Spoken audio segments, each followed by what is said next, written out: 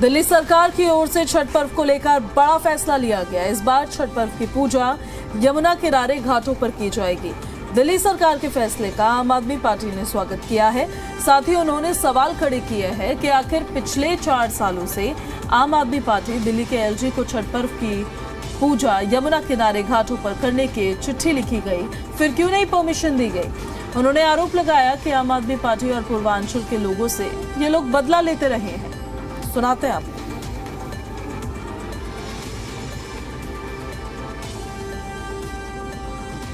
छठ पर्व को लेकर बड़ा फैसला लिया है।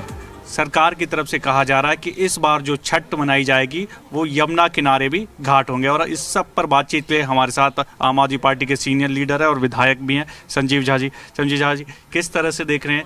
लगातार दिल्ली वासी भी मांग करते आए थे कि यमुना के जो किनारे हैं वहाँ पर भी घाट होने चाहिए। सरकार का ये बड़े स्तर पर मनेगी और यमुना किनारे मनेगी इस बार? देखिए, मुझे लगता है कि ये फैसला स्वागत योग्य है और इस बात की मांग लगातार हम कर रहे थे। कोरोना के बाद से यमुना के किनारे छठ पूजा मना कर दिया गया था। हवाला एनजीटी का दिया गया।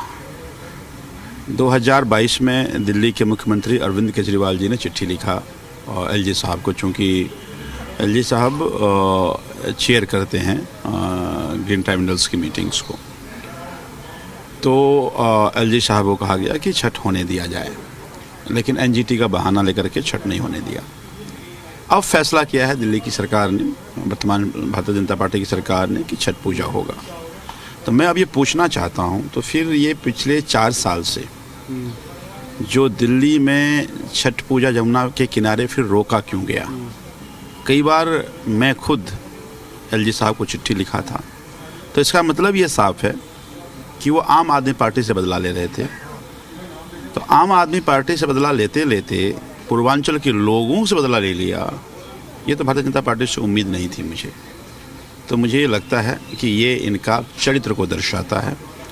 मुझे लगता है कि देर आए दुरुस्त आए, फैसला स्वागत योग्य है, लेकिन 4 साल क्यों नहीं होने दिया, इसका हिसाब भी देना पड़ेगा इनको। आपकी पार्टी एक और आरोप लगाती है। दरअसल जिस तरह रामलीला कमेटियों ने अलग अलग रामलीला की, इस बार ये कहा गया आपकी तरफ से कि जो पिछले लंबे समय से लगा रहे थे उनको मौका ना देकर बीजेपी कार्यकर्ताओं को दिया। इसी तरह छठ घाट पर भी जब लगाए जाएंगे तो इसी तरह बीजेपी कार्यकर्ताओं को आगे किया जाएगा।